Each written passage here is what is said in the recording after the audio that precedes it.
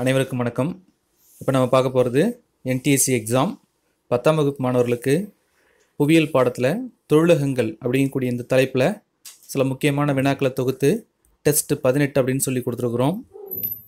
இன்றைக்கே இது 2வது வீடியோ பதிவு. ஏன் அப்படின்னா தேர்வுக்கு இன்னும் ரொம்ப குறைவான காலங்கள் இருப்பதால் இது 2 வீடியோவாக போட்டிருக்கிறோம். இன்றைக்கி வாங்க பார்க்கலாம். 1. இந்தியாவின் முதல் பருத்தி நெசவாலை தொடங்கப்பட்ட இடம் போர்ட் கிளாஸ்டர். இந்தியாவின் முதல் பருத்தி நெசவாலை தொடங்கப்பட்ட இடம் போர்ட் கிளாஸ்டர். 1818 கல்கத்தா அருகில் தொடங்கப்பட்டது தான் இந்த முதல் பருத்தி நெசவாலை. 2வது கொஸ்டின், பருத்தி இழையிலிருந்து விதைகளை பிரித்தெடுக்கும் முறைக்கு பேர் ஜின்னிங் முறை. Ginning method. பருத்தியிலிருந்து அந்த விதைகளை பிரித்தெடுக்கக்கூடிய முறைக்கு பேர் ஜின்னிங் முறை. அடுத்த கொஸ்டின், இந்தியாவின் மான்செஸ்டர் என்று அழைக்கப்படுவது எது அப்படின்னா மும்பை. இந்தியாவின் மான்செஸ்டர் அழைக்கப்படுவது மும்பை.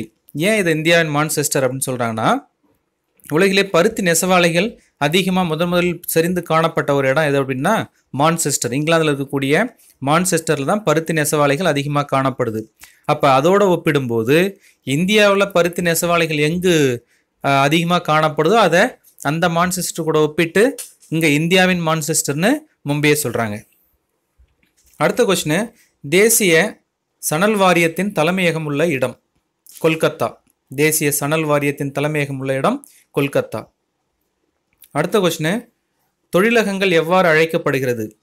மதிப்பு கூட்டுத்துறை என அழைக்கப்படுகிறது. நம்ம தொழிற்சாலைகள் எல்லாமே என்ன சொல்கிறாங்கன்னா மதிப்பு கூட்டுத்துறை அப்படின்னு சொல்கிறாங்க. அடுத்த கொஸ்டின், இந்தியாவில் மூலப்பொருட்களின் ஆதாரங்கள் அடிப்படையில் பிரிக்கப்படும் தொழிலகங்களின் வகைகள் 3 வகைப்படும். இந்தியாவில் இந்த ரா மெட்டீரியல் கிடைக்கக்கூடிய அந்த சோர்ஸ் அடிப்படையில் பார்த்திங்கன்னா தொழிலகங்களை 3 வகையாக பிரிக்கிறாங்க. வேளாண் சார்ந்த தொழிலகங்கள், கனிம வளம் சார்ந்த தொழிலகங்கள், அப்புறம் காட்டு வளம் சார்ந்த தொழிலகங்கள் சொல்லி பிரிக்கிறாங்க. அடுத்த கொஸ்டின், உலகில் பருத்தி நெசவாலைகள் துறையில் இந்தியா வகிக்கும் இடம் 2வது இடம்.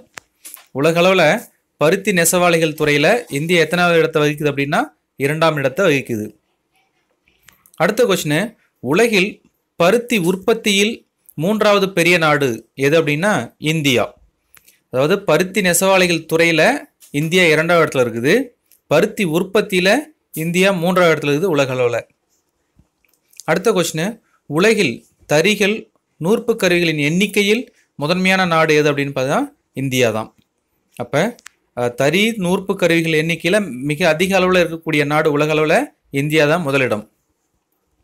அடுத்த கொஸ்டின், இந்தியாவின் மிகப்பெரிய நவீன தொழிலக பிரிவாக உள்ளது எது அப்படின்னா பருத்தி நெசவாலைகள். ஒரு மாடர்ன் டெக்னாலஜி எங்கே யூஸ் பண்ணுறாங்கன்னா காட்டன் டெக்ஸ்டைல் இண்டஸ்ட்ரியில் தான் யூஸ் பண்ணுறாங்க, அது பருத்தி நெசவாலைகள். அடுத்த கொஸ்டின், தென்னிந்தியாவின் மான்செஸ்டர் என அழைக்கப்படுவது எது அப்படின்னா கோயம்புத்தூர்.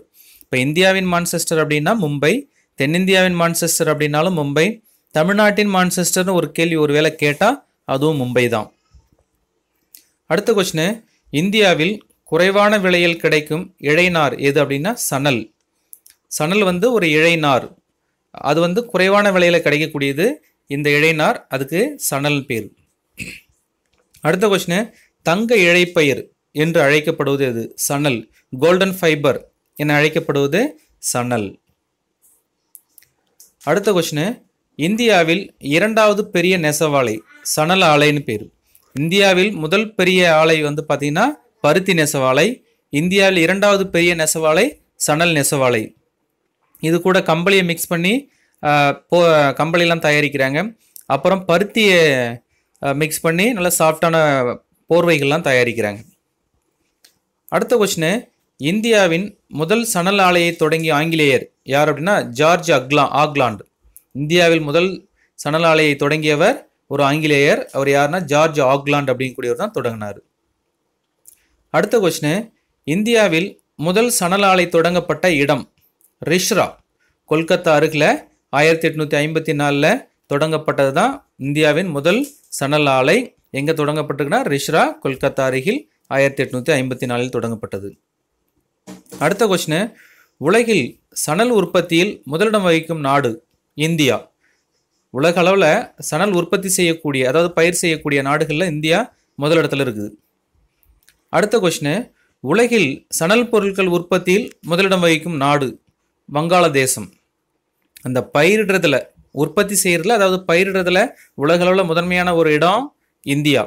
ஆனால் சணல் பொருட்கள் உற்பத்தி செஞ்சாலும் அந்த சணல் பொருளாக மாற்றி அதை ஏற்றுமதி செய்யறதுல உற்பத்தி செய்யறதுல முதலிடம் பார்த்தீங்கன்னா வங்காளதேசம். நம்ம உற்பத்தியில் நம்ம 2வது இடம். உற்பத்தி பொருட்கள் சணல் உற்பத்தியில் இந்தியா முதலிடம், சணல் உற்பத்தி பொருட்களில் நம்ம 2வது இடம். சணல் உற்பத்தி பொருட்களில் வங்காளதேசம் முதலிடம். அடுத்த கொஸ்டின், இந்தியாவில் சணல் உற்பத்தியில் முதலிடம் வகிக்கும் மாநிலம் மேற்கு வங்காளம். அதாவது ஹூக்ளி ஆற்றங்கரையில் தான் அதிகமாக அந்த சணல் நெசவாலைகள் நிறைய காணப்படுது. இதுக்கு வந்து பார்த்திங்கன்னா ரெட்டிங் அப்படின்னு சொல்லக்கூடிய ஒரு மெத்தட். இப்போ பருத்தி விதையிலிருந்து அந்த பருத்தியிலிருந்து விதையை பிரித்தெடுக்கக்கூடிய முறைக்கு பேர் ஜின்னிங்னு சொல்லுவாங்க. அந்த கொட்டையை பிரித்தெடுக்கக்கூடிய முறைக்கு பேர். அதே போல் இங்கே வந்து பார்த்திங்கன்னா அந்த சணல் நார் அந்த கழியிலிருந்து அந்த சணல் நாரை பிரித்தெடுக்கக்கூடிய முறைக்கு பேர் ரெட்டிங். ரெட்டிங்னா அதை ஊற வச்சு பிரித்தெடுக்கக்கூடிய ஒரு முறைக்கு பேர் தான் ரெட்டிங்னு பேர். அடுத்த கொஸ்டின், இந்தியாவின் முதன்மையான சணல் பொருள் உற்பத்தி மையம் எங்கெங்கே இருக்குது அப்படின்னா டிட்டகார், ஜகட்டட், பட்ஜ், ஹவுரா, பத்ரேஸ்வர். இந்த இடங்கள் எல்லாமே சணல் பொருட்கள் அதிகமாக உற்பத்தி செய்யக்கூடிய இடங்கள். அடுத்த கொஸ்டின், உலகில் பட்டு உற்பத்தியில் முதலிடம் வகிக்கும் நாடு சீனா. பட்டு முதல்ல கண்டுபிடிச்ச நாடு சீனா தான். இன்ன வரைக்கும் பட்டு உற்பத்தியில் முதலிடம் வகிக்கக்கூடிய நாடும் சீனா தான். அடுத்த கொஸ்டின், உலகில் கச்சா பட்டு உற்பத்தியில் 2ஆம் இடம் வகிக்கும் நாடு எது அப்படின்னா இந்தியா. முதலிடத்துல சீனா இருக்குது, 2வது இடத்துல நம்ம இந்தியா இருக்குது. அடுத்த கொஸ்டின், இந்தியாவில் பட்டு உற்பத்தியில் முதன்மை மாநிலம் எது அப்படின்னா கர்நாடகா. இந்தியாவில் பட்டு உற்பத்தி துறையில் முதன்மையான ஒரு மாநிலம் கர்நாடகாவில் இருக்குது. அடுத்த கொஸ்டின், மத்திய பட்டு ஆராய்ச்சி தொழில்நுட்ப நிறுவனத்தின் தலைமையகம் எங்கே இருக்குது அப்படின்னா பெங்களூரில் இருக்குது. 1983 தொடங்கப்பட்டது இந்த மத்திய பட்டு ஆராய்ச்சி தொழில்நுட்ப நிறுவனம். அதனுடைய தலைமையகம் பெங்களூரில் இருக்குது. அடுத்த கொஸ்டின், இந்தியாவில் கைத்தறி வளர்ச்சி ஆணையர் அலுவலகத்தின் தலைமையகம் எங்கே இருக்குன்னா உத்யோக் பவன். புதுடெல்லியில் உத்யோக் பவன் அப்படிங்கக்கூடிய இடத்துல தான் கைத்தறி வளர்ச்சி ஆணையர் அலுவலகம் இருக்குது. நவம்பர் 20, 1975 தொடங்கப்பட்டது. அடுத்த கொஸ்டின், இந்தியாவில் 2வது பெரிய வேளாண் சார்ந்த தொழிற்சாலை எது அப்படின்னா சர்க்கரை தொழிற்சாலை.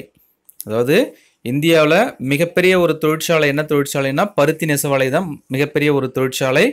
மிகப்பெரிய 2வது நெசவாலை அப்படின்னா சணல் நெசவாலை.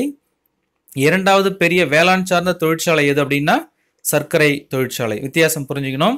2வது பெரிய நெசவாலை அப்படின்னா சணல் ஆலை. 2வது பெரிய வேளாண் சார்ந்த தொழிற்சாலை அப்படின்னா சர்க்கரை ஆலை.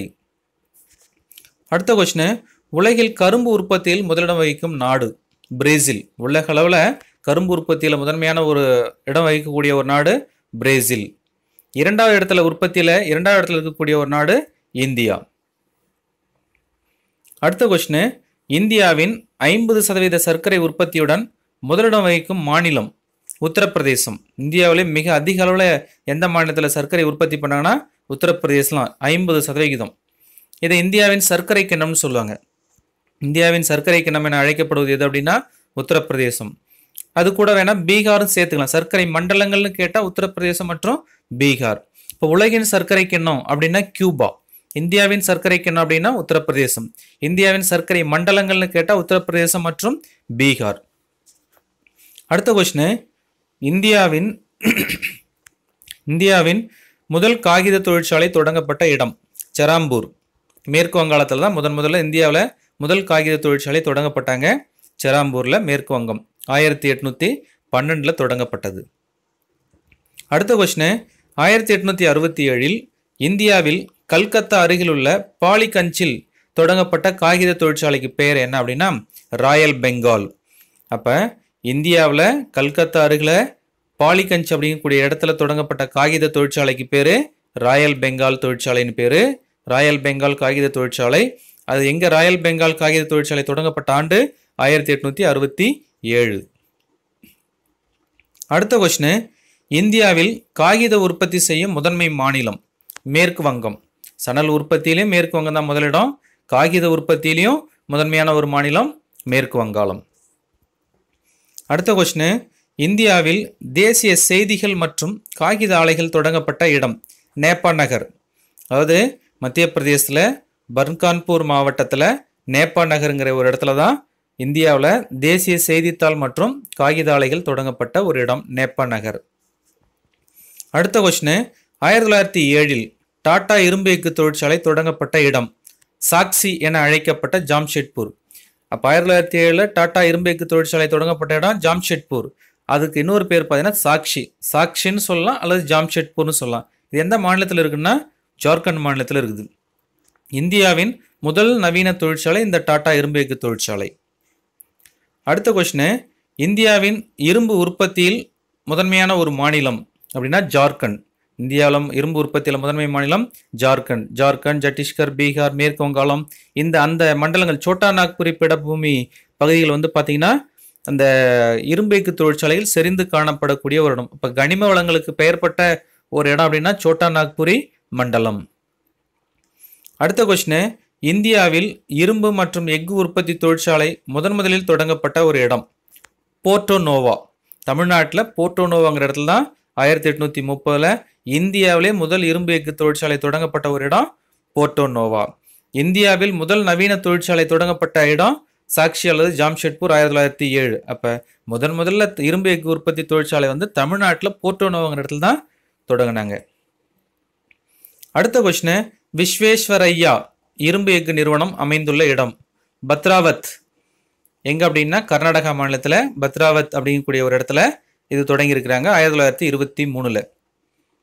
அடுத்த கொஸ்டின், இந்துஸ்தான் எஃகு நிறுவனம் ரஷ்ய தொழில்நுட்ப உதவியுடன் தொடங்கப்பட்ட ஒரு இடம் பிலாய். சத்தீஸ்கர் மாநிலத்தில் பிலாய் 1957 ஆண்டு இந்தியாவும் ரஷ்யாவும் சேர்ந்து அதனுடைய தொழில்நுட்ப உதவியோட இந்துஸ்தான் எஃகு நிறுவனம் தொடங்கப்பட்ட ஒரு இடம் பிலாய், சத்தீஸ்கர். அடுத்த கொஸ்டின், இந்துஸ்தான் எஃகு நிறுவனம் ஜெர்மனியின் தொழில்நுட்ப உதவியுடன் HSL ஹிந்துஸ்தான் ஸ்டீல் லிமிடெட்னு சொல்லக்கூடிய இந்த தொடங்கப்பட்ட இடம் ரூர்கேலா, ஒடிசாவில் ரூர்கேலாவில் 1965 தொடங்கப்பட்டது. அப்போ HSL பார்த்தீங்கன்னா ஜெர்மனி தொழில்நுட்பத்தோட 1965 ரூர்கேலா ஒடிசாவில் தொடங்கினாங்க. ரஷ்ய தொழில்நுட்ப உதவியோட 1957 பிலாயில் தொடங்கினாங்க.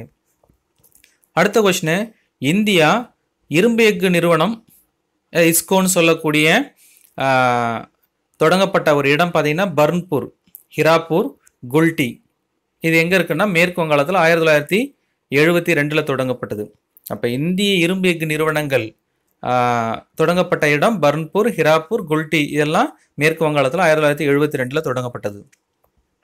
அடுத்த கொஸ்டின், இந்துஸ்தான் எஃகு நிறுவனம் இங்கிலாந்து தொழில்நுட்ப உதவியுடன் தொடங்கப்பட்ட இடம் துர்காப்பூர். மேற்கு வங்காளத்தில் 1959 இங்கிலாந்து தொழில்நுட்ப உதவியோடு தொடங்கப்பட்ட ஒரு இடம் துர்காப்பூர்.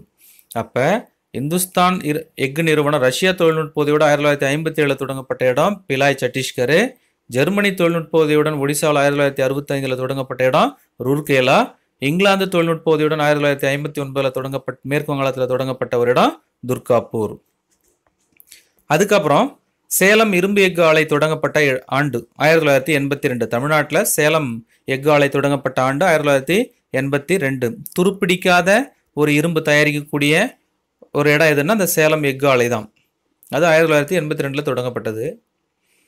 அடுத்த கொஸ்டின், இந்தியாவில் தொடங்கப்பட்ட முதல் வாகன தொழிலகம் அந்த தொடங்கப்பட்ட இடம் எங்கன்னா குர்லாவில் தொடங்கினாங்க. இந்தியாவில் முதல் வாகன தொழிலகம் தொடங்கப்பட்ட இடம் குர்லா, மும்பை அருகில் குர்லாவில் தான் முதல் வாகன தொழிலகம் தொடங்கினாங்க. 1947 இந்தியா சுதந்திரம் அடைந்த அந்த ஆண்டில் தொடங்கினாங்க. அந்த வாகன நிறுவனத்துக்கு பேர் பிரீமியர் வாகன நிறுவனம். இந்தியாவில் தொடங்கப்பட்ட முதல் வாகன தொழிலகத்துக்கு பேர் பிரீமியர் வாகன நிறுவனம். தொடங்கப்பட்ட இடம் மும்பை அருகில் குர்லாவில் தொடங்கினாங்க. தொடங்கப்பட்ட ஆண்டு 1947 தொடங்கினாங்க. அடுத்த கொஸ்டின், உலகில் வாகன உற்பத்தியில் 7வது பெரிய நாடு எது அப்படின்னா இந்தியா. உலக அளவில் வாகன உற்பத்தியில் 7வது பெரிய நாடு இந்தியா.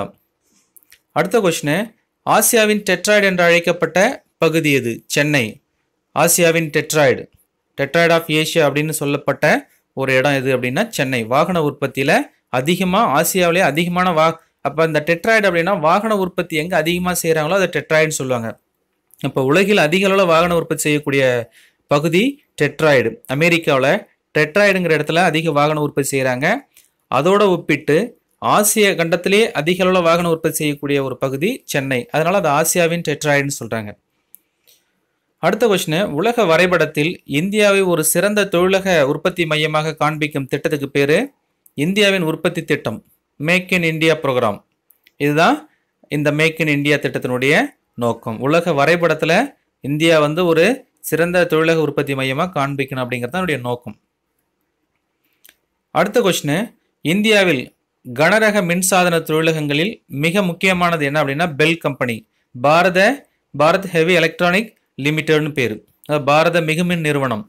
இது எங்கே தொடங்கியிருக்காங்க அப்படின்னா இந்தியாவில் ஹரித்வாரில் இருக்குது, போபால் இருக்குது, திருச்சியில் இருக்குது, ஹைதராபாத்தில் இருக்குது, ஜம்மு, பெங்களூரு, ஜான்சி இங்கெல்லாம் கனரக மின்சாதன தொழிலகங்கள் இருக்குது.